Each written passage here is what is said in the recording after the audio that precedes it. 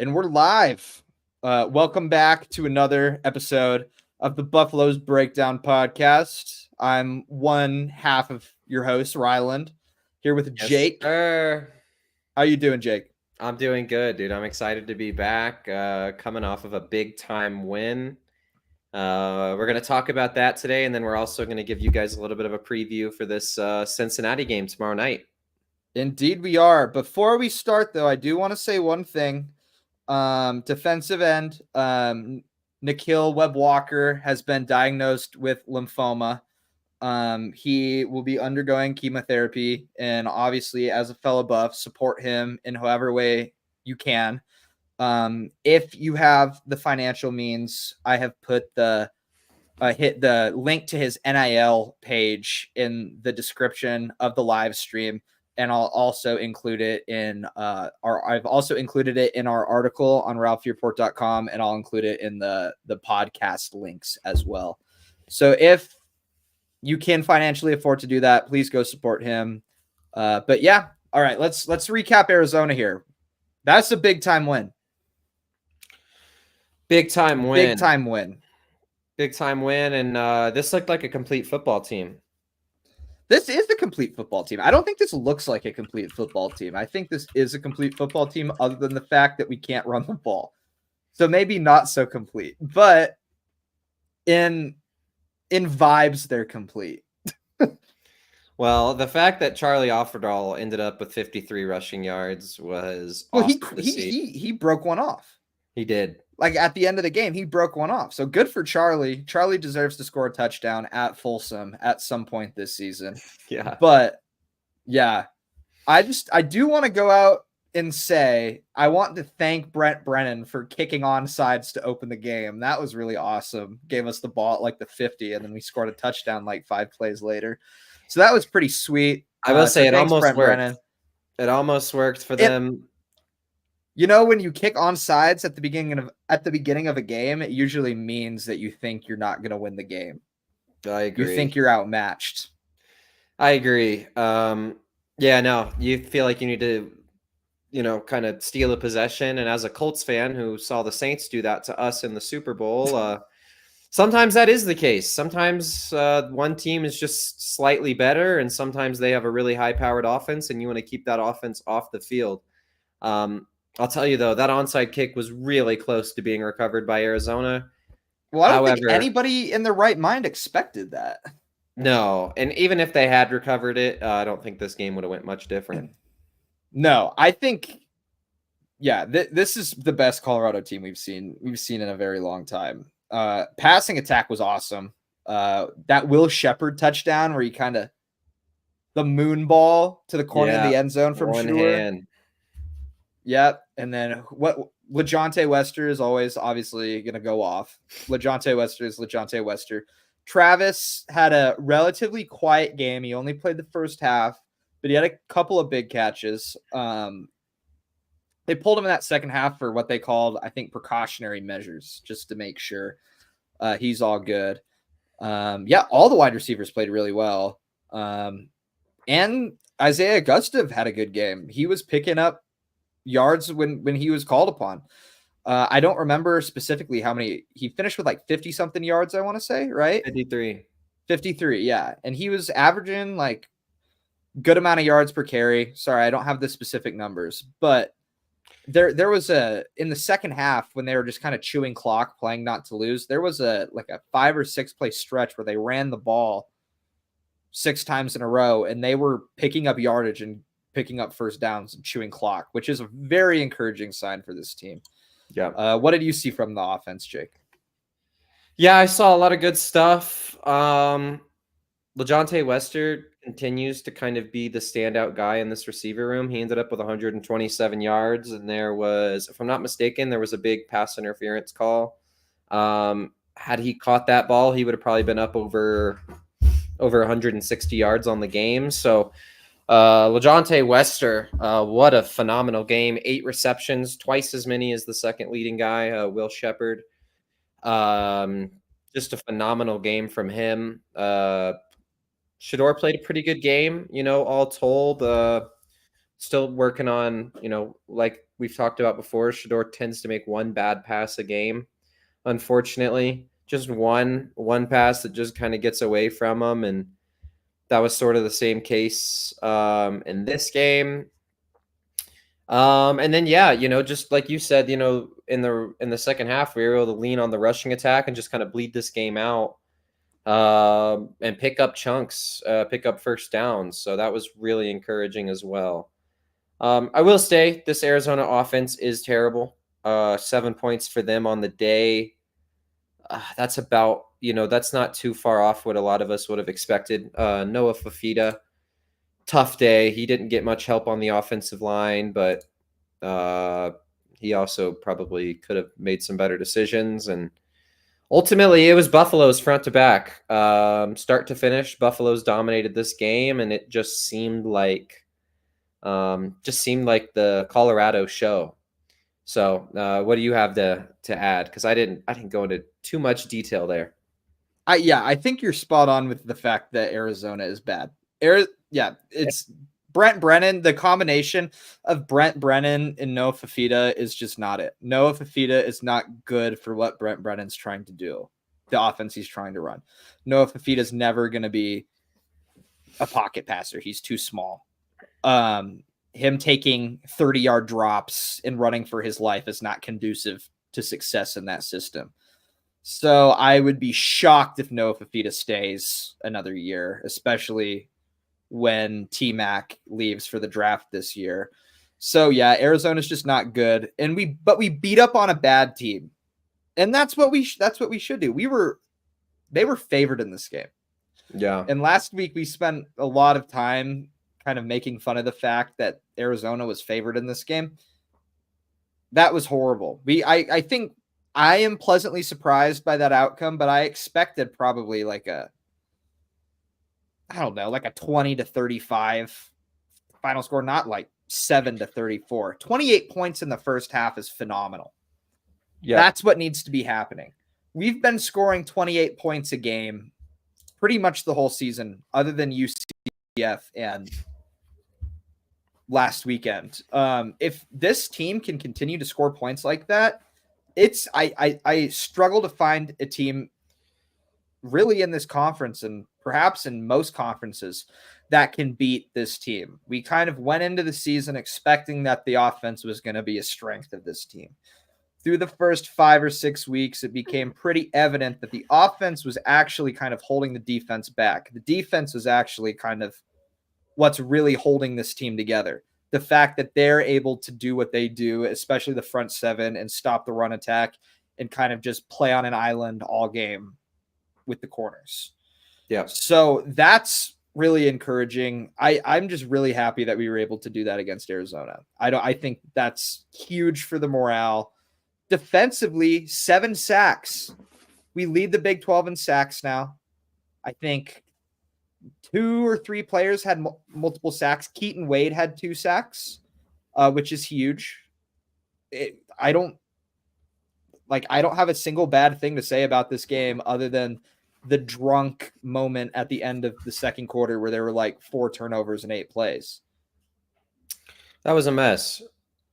That was just bad football being played on both sides. And other than like that 2-minute little patch of football there, that was just awful. Like, CU played fantastic outside of that.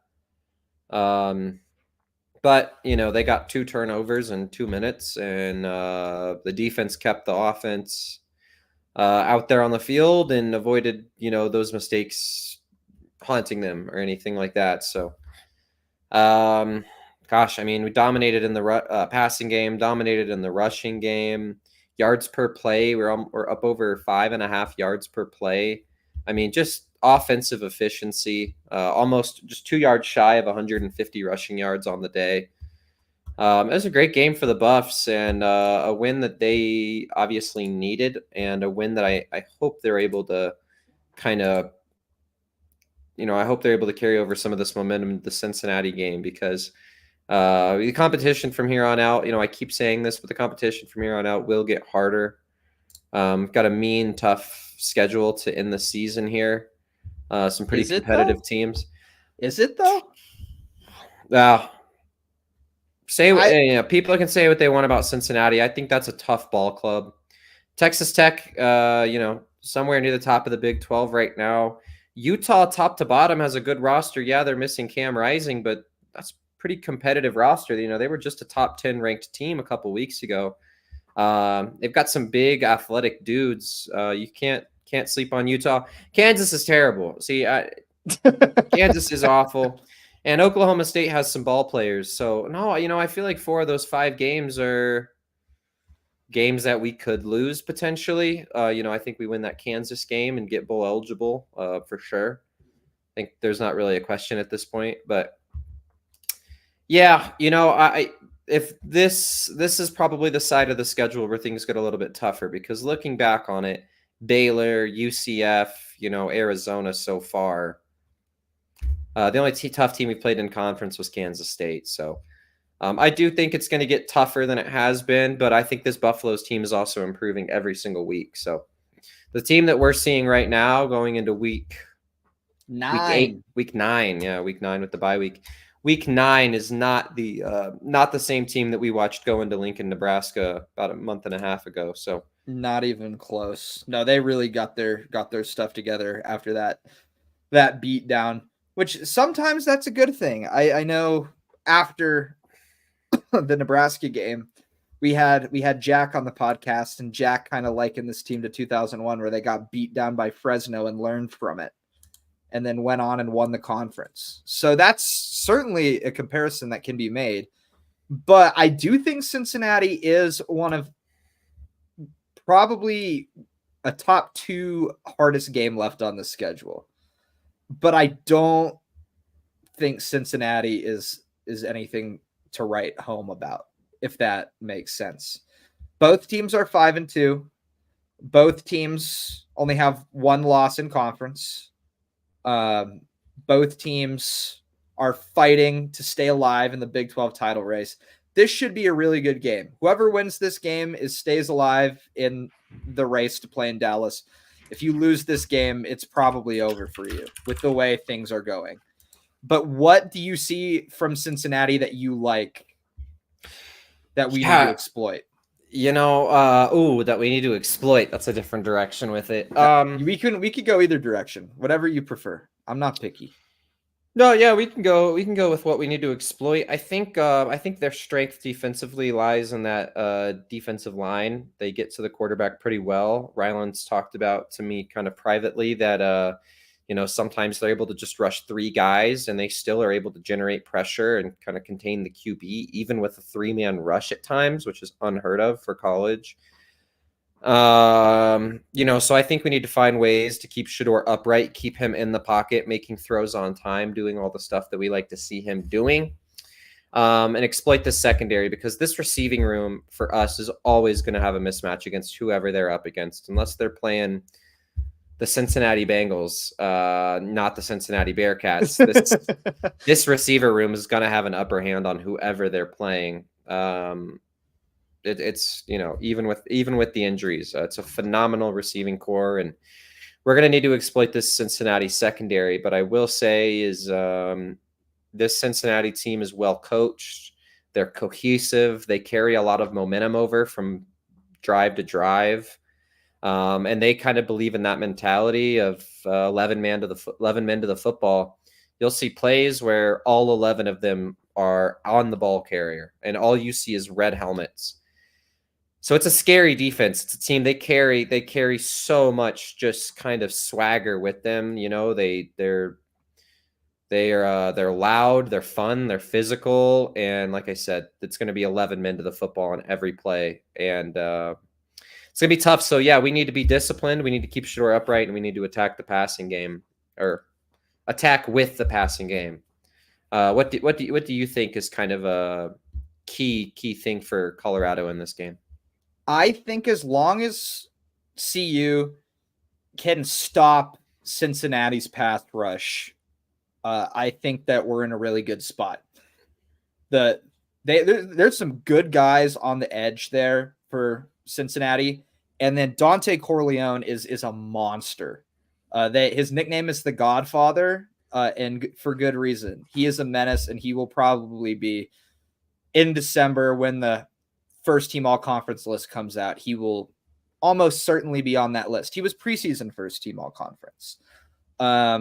He is a game wrecker, but they do like to send 3.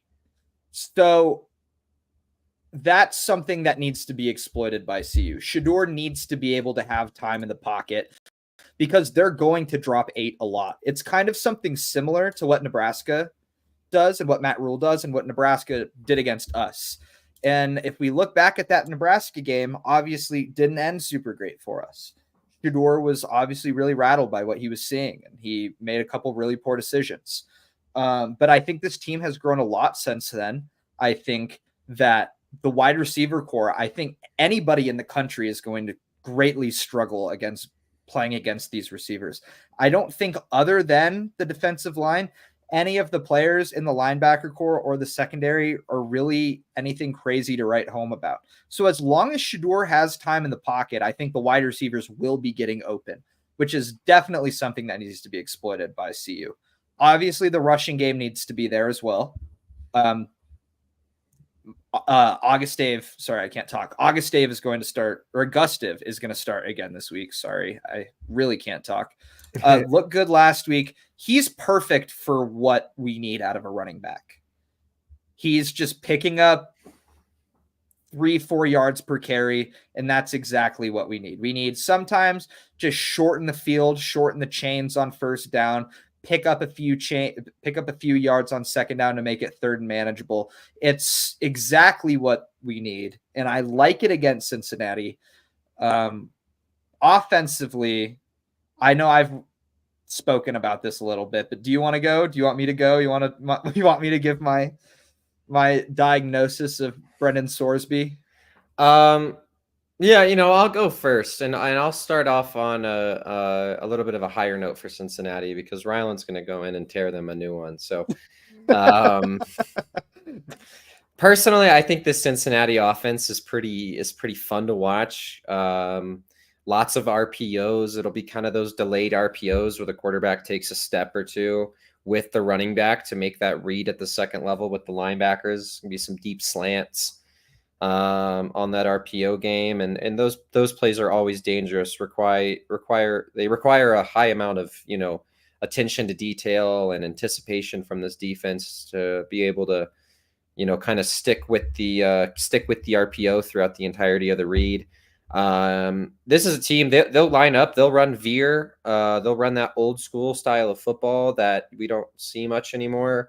You'll see triple option, you'll see speed option, read option, you'll see all different kinds of options coming off of the edge. Last week they sort of got national attention for one play call that they had, which was a triple option going towards the boundary that picked up about 10 or 15 yards. And so this is an offense that will keep you on your toes, and they do have that deep passing game in the bag as well. So, but that being said, in the grand scheme of the Big 12, Cincinnati has a pretty fun offense, pretty good offense compared to what we've seen these last few weeks. But what I will say is CU still mismatches them. CU's bigger, stronger, faster. That pro level coaching and play calling that we've seen sort of develop as the season's gone on has been a huge mismatch for teams. The schemes that Livingston is able to get us in defensively, and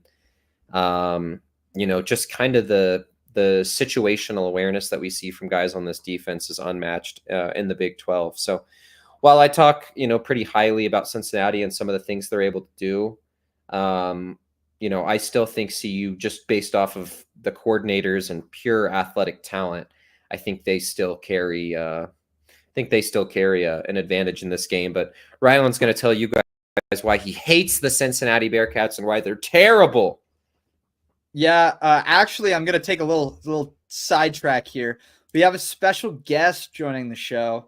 We have Jack Barsh, Ralphie Report legend, hopping in, joining us from the car. And he's going to talk some CU football, and we're going to talk about the matchup with Cincinnati. How are you, Jack? Good. This is why you do it live, right? Oh yeah. Um, Oh yeah. so I'm happy to tell you why I hate the Cincinnati Bearcats. I think we're on the same page, Jack. I think we're on the same page with Yeah, this one. I think I think Jake brought some good points up, and have been very pleasantly surprised with Scott Satterfield's coordinator hires. However, I think if you look at really the entire season, the thing that kills CU the most, more than anything else, is a running quarterback. Cam Smith at North Dakota State, Avery Johnson until he was hurt was doing that a little bit. Noah Fafita was the only thing working at all for Arizona last week. You can keep rolling on down the line. Apparently, is the one major weakness that CU has. And say what you want about Brendan Sorsby, I think he's a pretty good quarterback and a good find by Satterfield. I don't think he's any of those guys. So you know they have a good running back. I'm Corey Kinnear is pretty good, but can they run with Brendan Sorsby? I don't really think so. And as Jake just mentioned, Robert Livingston is pretty good at adjustments, and he's also pretty good when you can make things simple for him. And I think it's going to be a simple game plan for CU this week. I don't know if that was too football-y. Do you want me to just go like sillier? There's a lot of reasons why I hate the mascot of the Bearcats, but we can do that later. Go full silly. This is Ralphie report. That's what we do, right? Okay. We're not serious on this website. We're not serious Well, on this podcast. Go full goof, dude. what I'll say, the Bearcat is a real thing, which I do appreciate, and I always like more unique animal mascots. We need more of them in this world. I've been grinding an axe for 10 years that Clemson should be called the Swamp Foxes, which was their original name before they changed it to the Tigers to honor the Confederate regiment from South Carolina. So all in all, a really bad idea to do that, in my opinion. Should have been the Swamp Foxes because it's awesome. Bearcats are in that vein. If you have a cool mascot like a Bearcat, why is your logo just a C with some paw stuff on it? That's so lame. That's so lame. I don't It needs to disagree. be cooler than that. And it's underlined. It's also underlined for no reason. Like, I don't understand why the red line is just underneath the C. My go-to, if you're gonna have a cat That's a good logo, point. everything that has a cat logo is compared against Washington State's logo for me, where they spell Washington State while making a cat. If you can't do that, then you don't deserve a cat logo, in my opinion. I agree. Also, you could go the Sam Houston State route and really set yourself apart and be the Bearcats with a K instead With of a a C. K. Yes. Let's go. Huge, great poll. Great poll. Yeah, come on. Why don't we do that? I do want to say, even more of a side tangent, why the hell are we in a conference with the Cincinnati Bearcats? Why? Like, who thought that? I understand the circumstances of them adding Cincinnati to this conference, but us being in a conference with Cincinnati is mega lame. I'm really not excited for us to have to go into that goofy looking stadium in like 2-3 years and have to play a road game in Ohio, in a conference road game in Ohio, whatever. So I'm coming in hot, which is fine. I just assume that Ryland will cut my mic whenever he's had enough. So I'm just going to keep going. But here's your fun historical fact, too. Cincinnati, of course, is the Queen City. That is their nickname, is the Queen City. And it's surprisingly old as a city. I don't know if you guys knew that, but Cincinnati was established in like 1830s. So pretty early on in America's tenure. And for those of us into bricklaying out there, Cincinnati has some of the best brickwork of any city in the country because they were at one point the headquarters for it's like America's brick builders. A lot of masonry work came out of Cincinnati. So if you're ever in the city, make sure you check out their old school buildings because they don't make in Cincinnati anymore. So there's your fun fact. Fun enough, there you go. Jack, I have the most important question of the podcast for you. Have you ever had Skyline chili? Okay.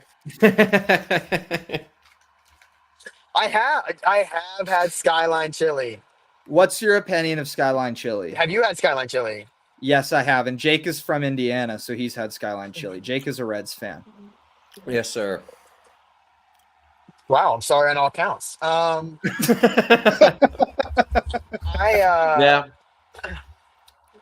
I think I love chili in all forms. So I think the chili part of that's doing a lot of work. If you're gonna make it soggy and on top of noodles, like I guess that's fine. It's your prerogative. It makes it easier to sneak it into other things, which I think, yeah, I'm not from the Midwest, but I do feel like a lot of Midwestern culinary innovation is essentially just sneaking items of food into structures that they should not be in. Like weird, I don't even know, like Tater tot casserole.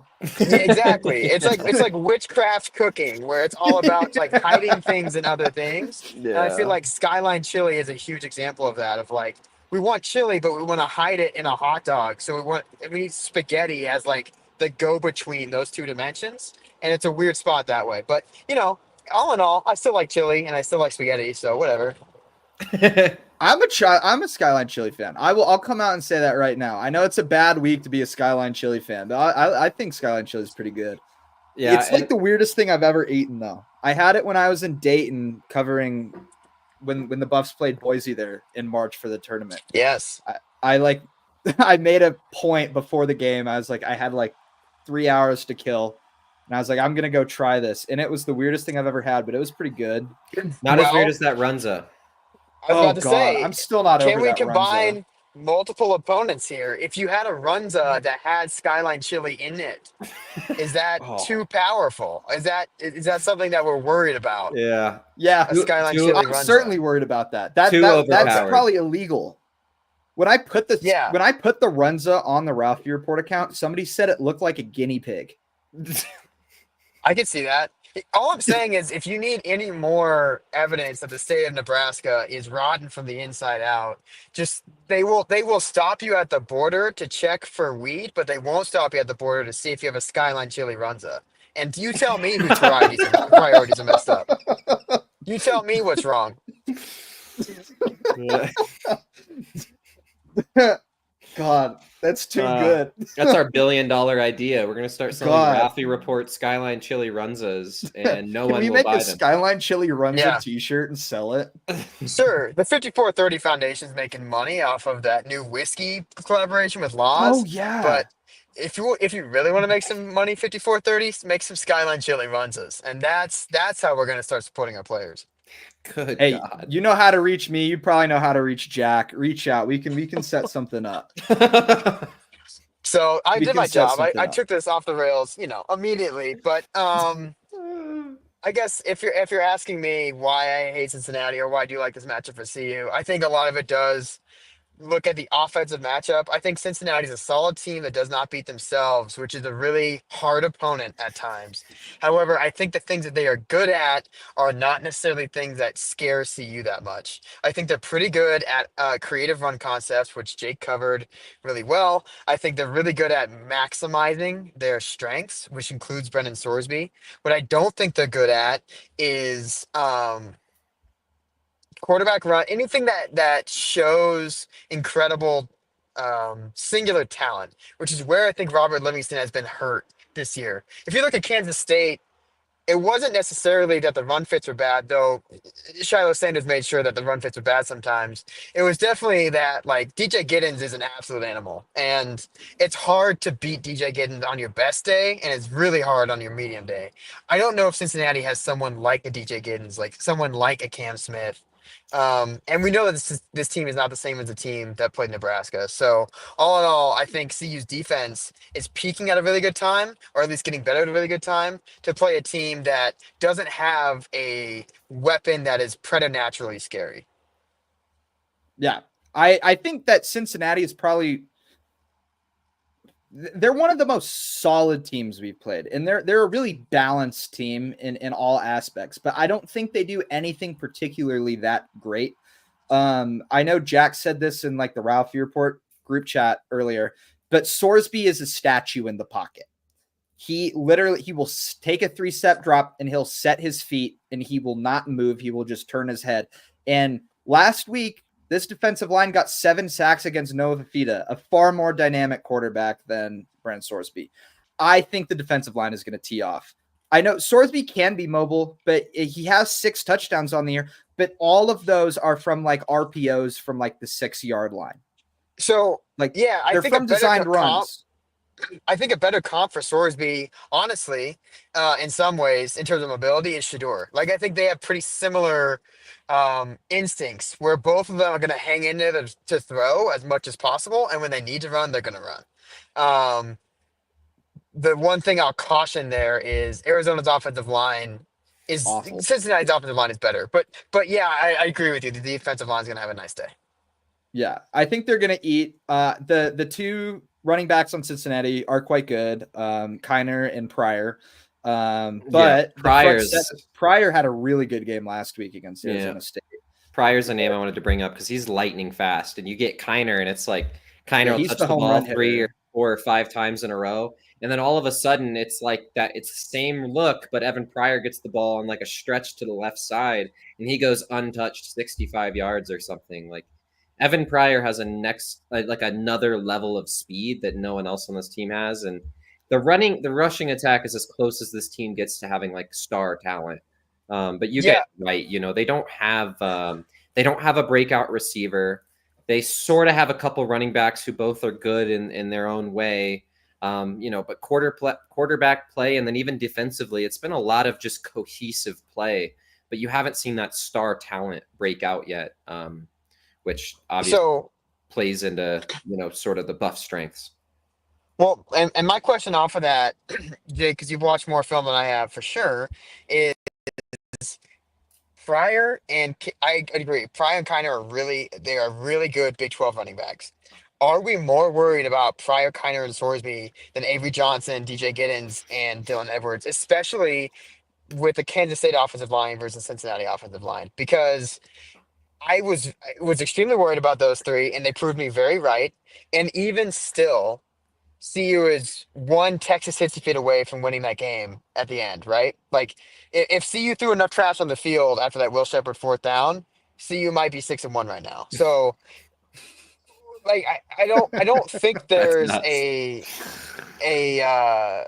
like I don't think there's a level of Cincinnati's rushing offense that can make me feel like it's out of reach. Of course, CU got lucky that game. I think got pretty lucky in the Kansas State game too. But that just to me that just points again to the surprising strength of the interior of this defense, which continues to like stand up to tests like that. Yeah, and you're right. The rushing attack's good, not great. They're not gonna do the stuff that DJ Giddens did.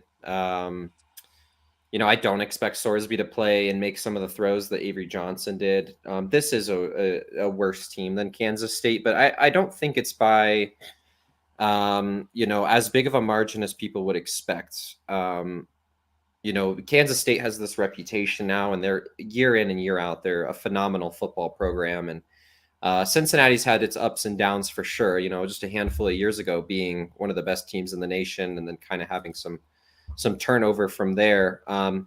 Definitely not as good of a team as Kansas State, but man, they do play cohesively, and I think Yep. if this team wins, it's going to need to be on the defensive side of the ball. They're going to need to do some stuff defensively that just kind of breaks the will of Colorado. And we have seen that. I mean, Ryland and I were just watching film from the Cincinnati UCF game. 2 of the first 3 or 4 plays of the game, they had punch outs. Got the ball on the ground, recovered the ball, started in plus territory, but couldn't punch the ball in the end zone. So, it's like they're able to capitalize, they're able to create opportunities, but it's rare that the offense and the defense sort of get going at the same time. So And yeah, it's probably a good I'm Big I'm sorry 12 if I football missed team, this. but I'm sorry if go I ahead. missed this, but have you talked about the 3-3-5 stack that they run already on this We show? haven't we haven't yet. Okay. Okay. Am I skipping ahead? I did not No, see no, you're ahead. No, go not. I'm Go. ahead. so sorry. Go ahead. Okay. I wanted to touch on that as So well.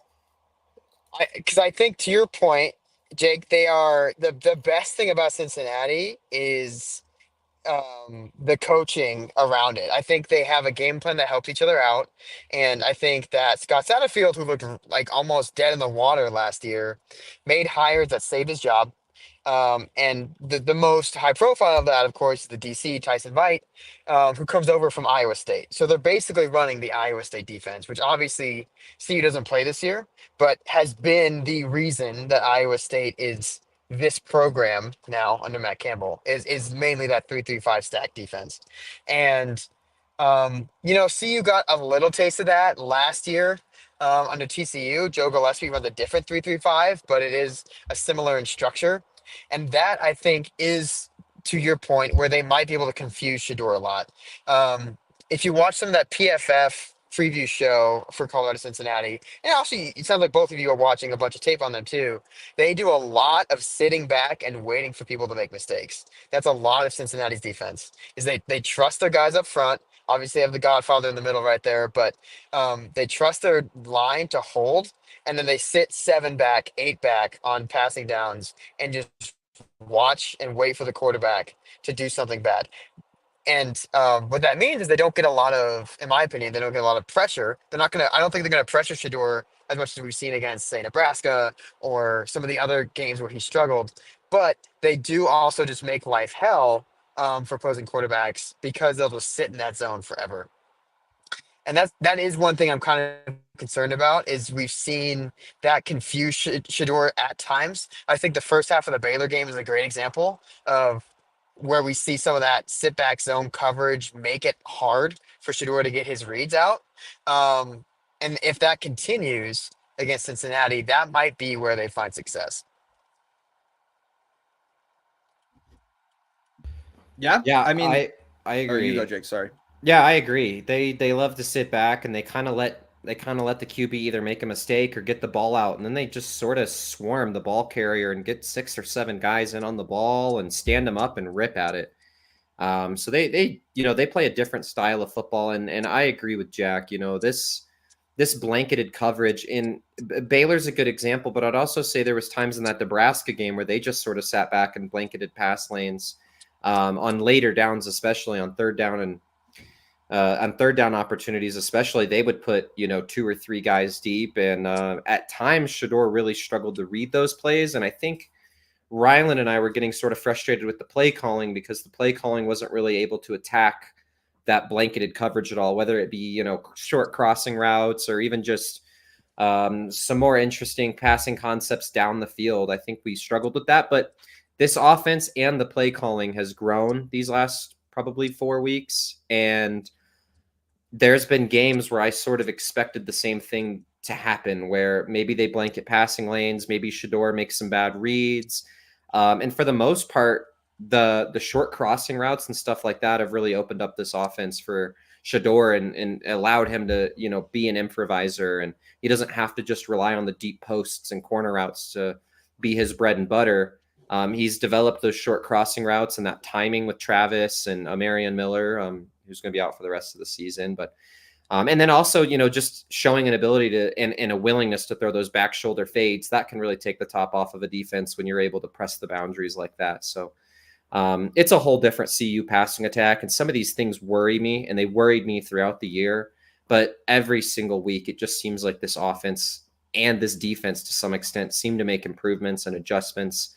And kind of show an ability to beat multiple different types of ball clubs, not just the other passing teams, but they find ways to beat the running teams too. And Jack referenced the PFF show. Another thing they talked about on there, and maybe I don't think it was the same PFF show, but another thing PFF talked about is Colorado could have won that Kansas State game, and they gave up over 200 rushing yards. So, that goes to show that this is a sound team. This is a sound defense. And even against good competition, they're going to find ways to score. So, CU probably has the advantage in every facet, but I'm sure Ryland's got some more to add on to that. Yeah. The only thing I really have to add is we talked about the 3-3-5 stack, and they have some guys on that defensive line. We talked earlier about this with the Godfather. But what if they can get pressure with 3? The offensive line has looked better, but it's still Colorado's offensive line. At the end of the day, it's still going to be a weak point for this team. What if they can manage to get pressure, rushing only 3, and then they have those 8 guys kind of just sitting back waiting for Shador to make mistakes? That's where I see things getting ugly, but I'm hopeful that Jordan Seaton has looked awesome. I'm hopeful that at least it's going to be acceptable. But we'll have to see. And I think to Jake's point, one thing that's been really helpful in opening up the offense, even if it's token a few times, is they are starting to learn that running off of Jordan Seaton left side is where the rushing attack kind of needs to start. So we Mhm. saw that last week where Dallin Hayden busted out a big run, and then Uh-oh.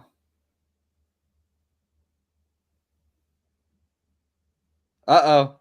Jack, you're gone. it seems like that they've unlocked that a little bit. And when they do need to get the run game going, expect them to come off that left side. We lost you for about half of that, but I think they got the point from the beginning of they need to start running through Jordan Seaton the run game through that left side. Correct?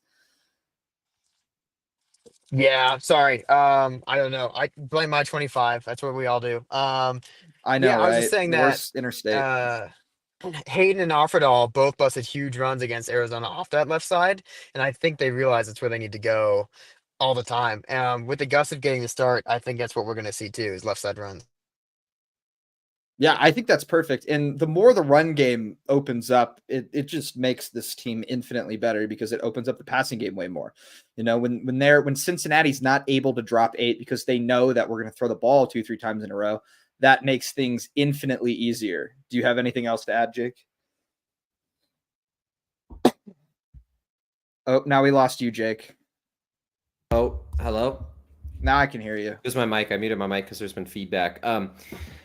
Yeah, I completely agree. I think this run game, we've found ways to win games without even establishing the run game, which sort of doesn't even make sense. But the more that we're able to establish this run game early, the more it opens things up, and the bigger advantage we're going to have. So it'll be probably with the 3-3-5. It'll probably be some different schemes than we've seen. That could be for the worst. That could be that could be better. Maybe there's some running schemes that we find out of this, out of some defensive run fits that we see that maybe we really like, and maybe we're able to capitalize on this, on these run fits. So you never know. I know Arizona sort of went to like a weird sort of, like 3-4, but really almost a 3-3-5 last week. Arizona did some really kind of weird, different concepts that didn't work so well for them. That reminded me of the way the Cincinnati team wants to get to the pass rusher, but ultimately it didn't work out for them. And so is the Cincinnati personnel that much better? Probably not, but they are going to be better, and it is going to be a challenge. And the only way I think that Cincinnati comes out of this with a win is if they're able to get multiple fumbles probably in this game, and if they're able to steal multiple possessions. We saw Arizona early try to, steal a possession on that onside kick, and Cincinnati is going to be doing the same thing in the form of their punch outs, and they're raking the ball out of ball carriers' hands. So, I could see a scenario where Colorado, ends up with more yards, ends up with more time of possession, but ended up with 2 big fumbles and maybe a Shador interception and 3 turnovers in total. And Cincinnati scored on those, and it kept the game close enough for them to make it, make it dangerous. So, ball security, always important, but it's going to be especially important against a defense this cohesive. And if we can get the run game, it's really going to open things up. Yeah. Are we ready to move on to predictions, do you think? Does anybody else have anything that we didn't hit on? Not unless you do. I don't. I think we did a pretty Let's good do job. Okay. So who's going to have a big game this week? I will let Jack start. Jack gets first dibs because he's our guest. Yes, sir. Okay. Big game. I'm gonna cheat. I'm gonna do one on offense and one on defense. I think on offense we're due for a big Jimmy Horn game. Obviously the opportunity is there right now, with some limited snaps from Travis Hunter that we're expecting, with a bunch of injuries. And also, I just think he's been doing a great job of finding hidden yards right now. Those punt returns against Arizona were huge. He turns the quarter really easily, and there are a few people that can match his speed. So I think Jimmy Horn's going to do a good job carving up that zone in the middle of the field when possible. And we also know he's a deep threat. So That's going to be my bet on offense. On defense, I can't go. Oh, I don't want to go too far away from my guy, so I think I'm going to say um, Mikhail Hill Green is my option for big game on defense. Huge start to the year. It has kind of quieted down, but he still thumps. That goal line stop against Arizona is a great example. Um, I don't know. I think with this type of offense that we're seeing, we need a guy who can fill gaps quickly and stop people from falling forward, and that's Hill Green. Yeah, I agree. And Jimmy Horn's a great pick. And especially like you said, with the zone coverages, we saw a lot of those deep kind of zones that, Cincinnati in some is to some extent probably going to know that they're outmatched in certain one-on-one matchups, especially outside the numbers. That's when Jimmy Horn's had success on those zone matchups, and like you said, over the middle and on those crossers and post routes, and he finds ways to get open. So that's a great pick. I'm going to go sort of in the same vein. I'm going to go Will Shepherd. Will Shepherd's been the go-to guy on the deep balls. He's been the go-to guy on those one-on-one balls, the back shoulder fades, anything that sort of pushes the ball, outside towards the boundary, has gone towards Will Shepherd. So, I think if this CU offense is going to have, the big day that we expect them to have, probably 4 touchdowns or more, I think Horn, Shepherd, Horn and Shepherd will probably both have to get involved. I see that happening. Horn with the Horn from the slot, Shepherd on those deep outside routes, and then defensively, I really like the matchup that we get across the board from these cornerbacks. Colton Hood last week stepped up and played phenomenally in absence of Travis Hunter. Colorado He's so fun, isn't he? He is. Rocks. He's Rocks. Fast. He reads the ball well. He plays really good man coverage outside the numbers, and he's a really good ball player that I hope stays in Boulder. But he's actually not going to be my pick. I think someone that's sort of flown under the radar has been DJ McKinney. With Travis Hunter being on potentially limited snaps, with him maybe leaning more towards the offensive side of the ball than the defensive side of the ball. And I think Colton Hood gives them that opportunity. He's been playing so well that it allows them to just let Travis play more so offensively. I think you can't understate the importance of a guy like DJ McKinney playing one-on-one press man coverage all game outside the numbers with very little safety help, and being one of the best corners in the nation. He had some rough spots against Baylor, but to me it was a lot of the defensive schemes, kind of what he was matched up against that game. So DJ McKinney has been phenomenal all year. I don't expect anything to change. And I think between Hood on one side and McKinney on the other, if Travis gets limited snaps on defense, I think we'll see a really, really good pass. I think we'll see a really good pass coverage unit. Yeah, I think one thing I want to add to the Will Shepherd thing is well, I've been having fun and trying to track this during Will Shepherd's renaissance, we're going to call this 3 TDs in 3 straight weeks. He is lethal with Shador on those far side boundary throws, which to me just talks about like how they're already both pros, because all of that is timing, right? You're throwing it 30 yards across the field, and there's been a few first downs now that are only got because Will Shepherd and Shador Sanders just run their routes with perfect timing. Shador throws it before Will Shepherd even turns. Then Will Shepherd gets the ball 6 yards deep, 8 yards deep, makes a move, gets 15, easy money. And they both make it look really easy. And that's really not easy, right? We've been CU fans long enough to know that that's not easy. So it's something I've been watching during his like resurgence the past few weeks is those far side boundary throws with Will Shepherd. They love throwing that for good reason. They're both so pro. And Shador's actually gotten better at making those throws, like you said. We've seen him develop that timing a little bit this year, and him and Shepherd have really developed a chemistry, in my opinion, as the years gone on. The ball is always right where it needs to be. Shepherd's had a couple drops here and there, but Jack's exactly right. That timing and that ability to stretch the defense and get them working outside, not just inside the numbers. It's something that they've worked on. It's something that requires a little bit of chemistry, and it's something that definitely translates to the pro level. And something I think that Cincinnati's going to have to key on if they want to stop this passing attack. But let's get to Ryland, because Jack and I could probably just talk all day about Will Sheppard and Jimmy Horn. Well, you each took one of mine. I was going to pick Will Sheppard and Hill Green. So you each took one, so you're both guilty. But if we're going offense and defense, I'm going to pick the obvious and most fun answer, and I'm going to pick one player, and it's Travis Hunter. Boo! I know. Well, yeah, it's obvious, but if we're going offense and defense, somebody has to do it, right? No, I did it last week. I'll be the lame-o. I'll be the lame-o who does it now. So Travis wants his Heisman, like bad. He wants that Heisman, and he should win that Heisman, in my humble opinion, although Ashton Genty is awesome. He missed action in 2 straight weeks, so the Heisman case is taking a hit. I think he's gonna come out this week. I would be shocked if he's on a limited snap count, because he is hungry to get back and he wants to make his case. And I think he's 100% on his podcast. He said he's 100%, right? And Dion said he's great. Dion said he's fully healthy. So I think that we're gonna see Travis Hunter legacy game. I think he's gonna go off on the offensive side of the ball. I think that obviously the ball is going to see everybody.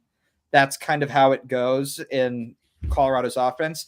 And usually how it goes is it's Travis Hunter and one other receiver has an amazing game. That's kind of always how it goes. I think Travis will probably easily crack 100 yards. I don't think Cincinnati's DBs have the athleticism to keep up with kind of just him and what he's able to bring with his route running and his body control and his ability to just go up and get the ball. Defensively, I don't think that Cincinnati's wide receivers have it like I just don't think they have it in them to compete with Travis. I think Travis is just far outclasses them in talent. I don't think any of them get even close to some of the harder receivers that he's played this year that he's been able to shut down. I think that this is going to be the Travis Hunter game this season, which is crazy for me to say because Baylor happened. And CSU. And CSU too, yes. I think the other thing just schematically that helps that case is when we talk about a team sitting back in the zone, we've said it a few different times now, but I don't know if I've ever seen another Colorado wide receiver better at breaking a zone than Travis Hunter. Like intermediate routes over the middle of the field, there's a reason they keep throwing him on those, even though it increases the chances for injury. And it's because I've never seen a CU player better at finding the ball on 3rd and 8, 4th and 10 against Arizona when you just need a guy to get a ball in the middle of the field. So if we're to talk about schematic reasons, that's the case, and he is full go. Yeah, that's going to be a really nice bailout call. It's just the Travis Hunter ball in the middle of the field. Yeah, I think that, you see him, you watch him and you see him play. His football IQ is just off the charts. He knows how to manipulate these secondaries. And even if they're going to throw weird stuff at Shedeur, I trust that Travis is going to be able to bail him out and break off routes and do what he needs to do to be able to be productive in this offense. I think final scores now. How are we feeling about final scores? The spread is 6.5. You're favored by 6.5 points. Just to preface that by saying, CU is favored 6.5 points. It was 3.5 to start the week.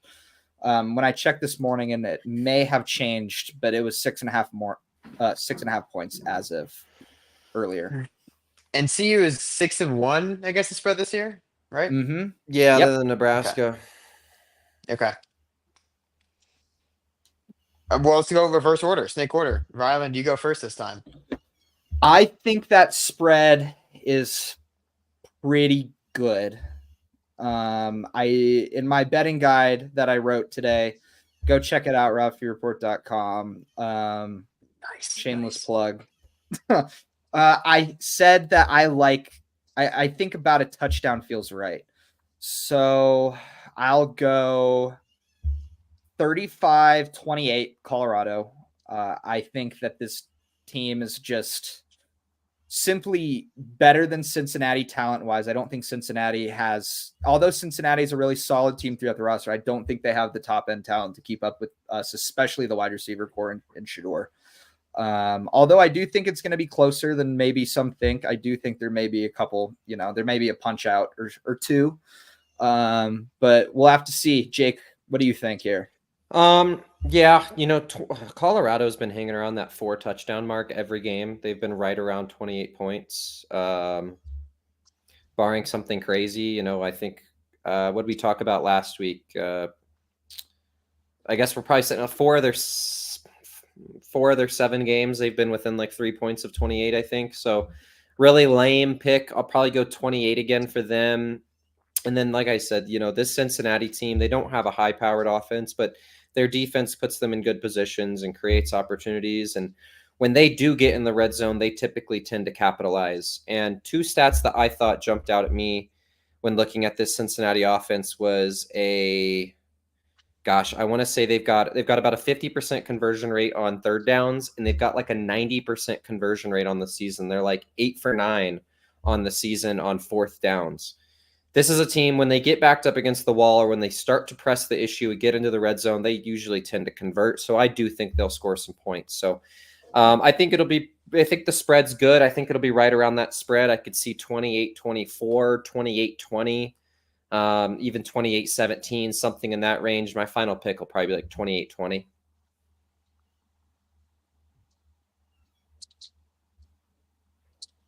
Jack, what are you feeling? What are you thinking? Well, purely for betting purposes, prior to consulting the best betting guide for Colorado fans on the internet, of course, on RalphieReport.com. True. That's correct. I would say that betting wise, I would say that Cincinnati will likely hold a slight lead or at least tie CU going into halftime. Just 2 different game scripts, right? CU has started slow in almost every home game. I think actually just every home game this year, especially the late ones for whatever reason. We'll see if that trend breaks. I doubt it. And on the other side, oh my gosh, Cincinnati, excuse me. I almost said Seattle. Cincinnati starts pretty fast in almost every game. And then they really fade down the stretch.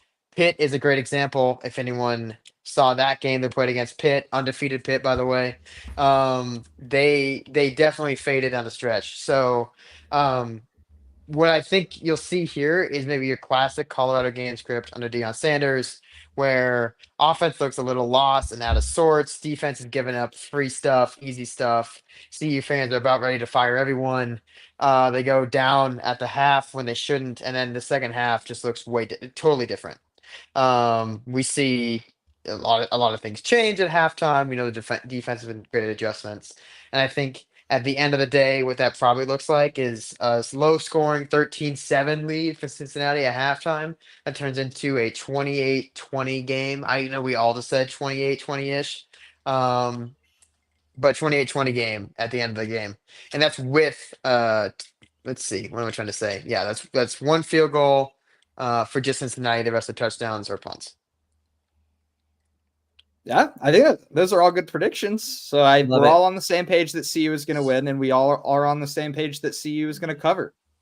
So, I mean, that's good news for CU fans. And obviously, last week we did pretty good on our predictions. We went 6-1, and we hammered CU money line last week. So, pretty good stuff. And pretty good stuff. Yeah.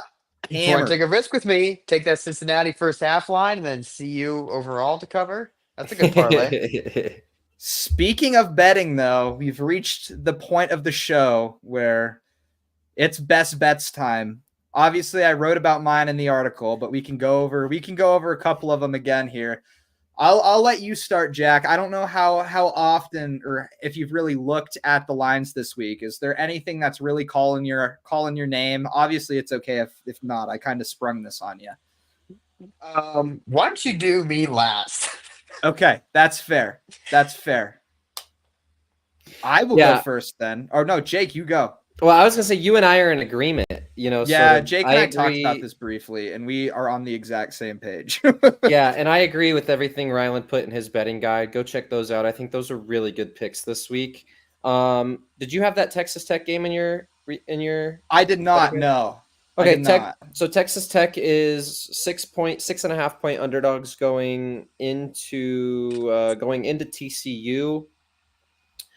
Um, I like Texas Tech to cover that spread. I don't know if they'll win the game. I think that game will be within a touchdown. Um, to be honest, I don't know who would win. I wouldn't bet the money line, but I think betting the Texas Tech spread in that one looks good to me. And I think I'm going to stay away from Air Force, and I only think I'm staying away from Air Force this week because they're on a bye week. But I'm like 4-0 betting against Air Force these last 4 weeks. So next time they play, you better believe I'm going to hammer that. 1 Uh, week Air Force sober. yeah, 1 week, and then next week I I'm going to be right diagnosed you back with to Air it. Force break like weeks ago, and you didn't listen. Thank But you've God I made didn't. money. You made money. So Thank what do God I I know? didn't. Uh, yeah, the rest of my picks pretty much go in line with Ryland's betting guide, so I'll see if he's got anything else to add. I think the single best bet of the week is bet Utah to cover against Houston. I understand that there's some problems in Salt Lake and with Kyle Whittingham's team, but Houston is awful. Houston is bad football team. The spread is 4.5 points. I understand that Zach Wilson's little brother is Utah's quarterback, but Utah has the talent. They have Quaithe, they have Micah Bernard, they have Dorian Singer. As long as Isaac Wilson can at least kind of distribute the ball, things are going to be okay. The defense hasn't really looked like a typical Kyle Whittingham Utah defense. They've been giving up some stuff that happened last week to TCU, although that game was pretty low scoring. I just don't think that Houston, on first year under Willie Fritz, this is not a team that was expected to be good. It's a pretty bad team. I don't think they do anything particularly well. I don't, in my mind, there's no reason why Utah shouldn't win by 2 touchdowns. That 4.5 point spread is ridiculous. Over under is 36.5. Oh my God, that is so low. Okay. Is this an Iowa game? Is Utah the new Iowa? Hey, Utah might be looking for a coach, and Iowa might be looking to fire Kirk Ferentz, so maybe. Um, let's see. Okay, I'm gonna do some rapid fire picks here. Are you ready?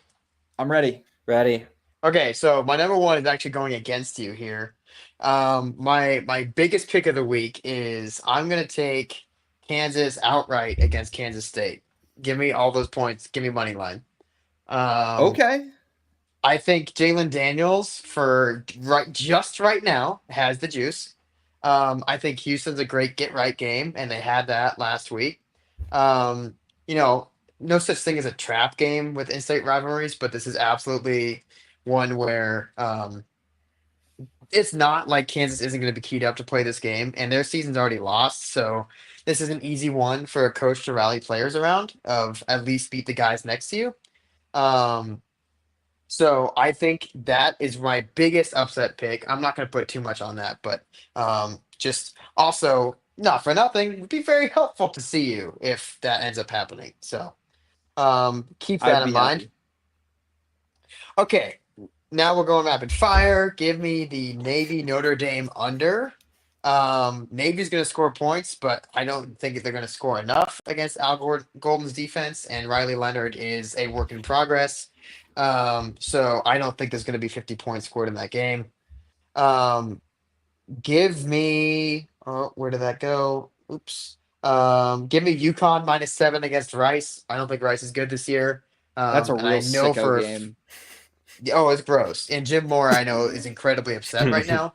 And he's gonna be looking to take that out on someone. So I'm so sorry. I love the Owls, but Mike Bloomgren is a dead man walking.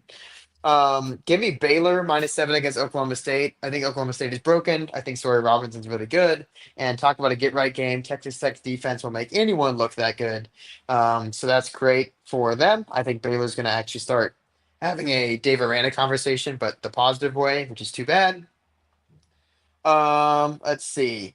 Here's an interesting one. If you want, I think our old friend Bronco Mendenhall, I might take New Mexico money line against CSU. Only 4.5 point favorites for CSU. New Mexico's a really fun offense this year. I don't know. Some weird stuff can happen there. For sure. Um, if you are betting Utah Houston, that line just dropped down to 4 flat. I don't know if it was 4.5 in your betting guide, but it's moving the Houston side. So keep that in mind. Vegas doesn't Um, know ball. They don't.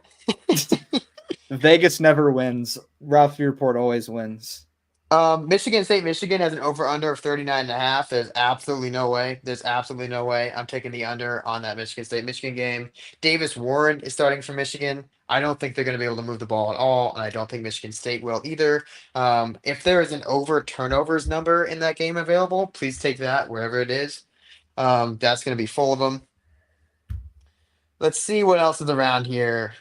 And the under on Washington State, San Diego State. I don't know if San Diego State's going to score a point in that game. So, if Washington State does not score 56.5, then watch out.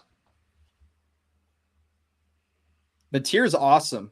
I've been having a great time watching Wazoo. That Boise State Wazoo game was great. Mateer is a one-man offense, and he's incredible. I love him. I just think Sean Lewis did not realize the talent he was inheriting on offense. It seems devoid. It is a graveyard right now. They're slowly getting back to it, but man, that is still rough to watch. Yeah, that is tough. Jake, what else do you have? Do you have others? I don't really. I think Jack covered one of the ones I was looking at, and I think your betting guide knocked it out of the park. So Ryland and I are typically in agreement. I feel like we're seeing a lot of the same stuff, especially in the Big 12. And this is going to be the 8th plug of the betting guide, but you guys got to go look at the betting guide. It's killer this week. Ryland had 4 great picks, and I think that that should probably be the end all be all for bets this week inside the Big 12, is everything Ryland had talked about in that article. Yeah. So here's my last fun question. Mm-hmm. Who's the next coach fired? In the Big 12 or nationally? Nationally.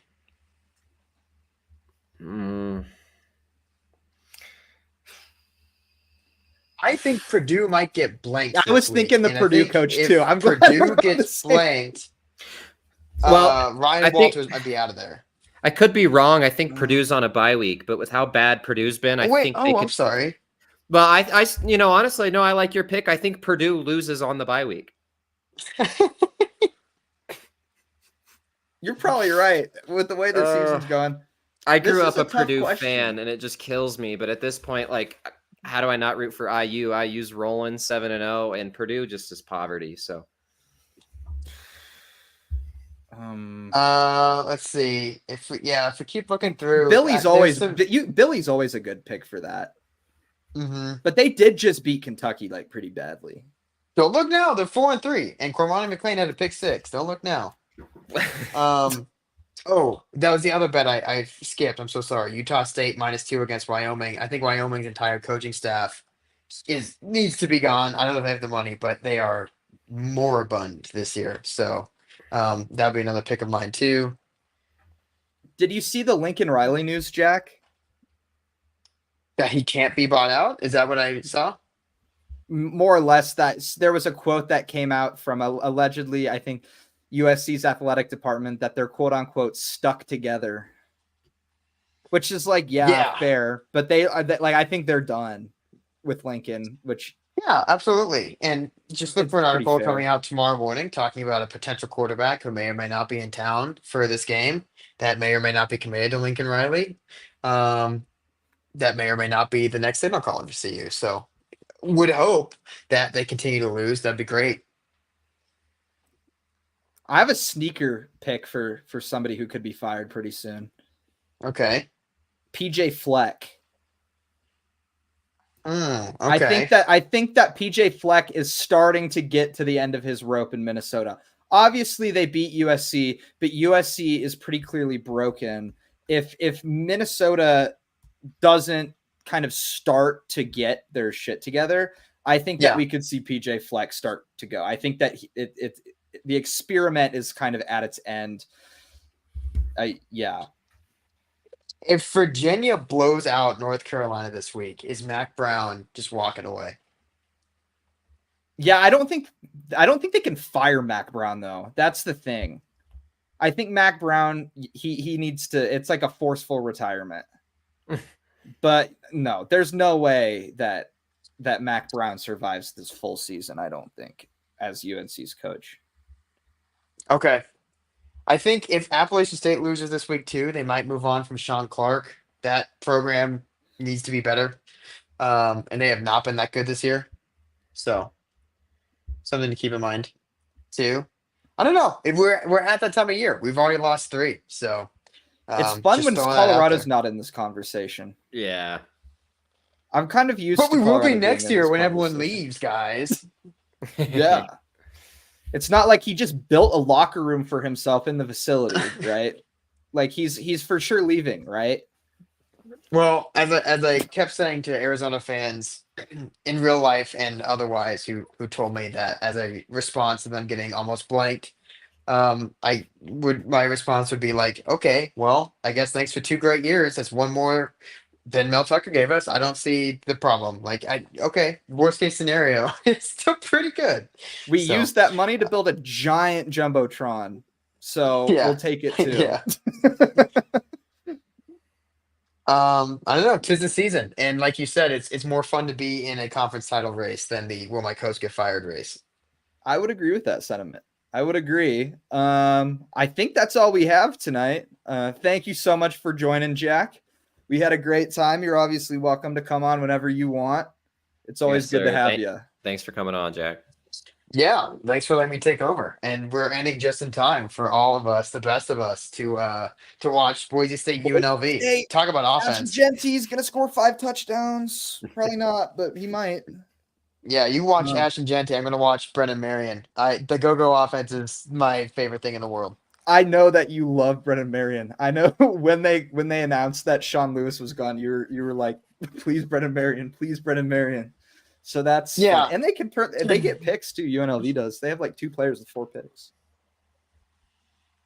Yeah, they are a fun They hop. fun team. And as I joked last week, it's gonna suck when Deion Sanders leaves with his kids and CU just hires Barry Odom.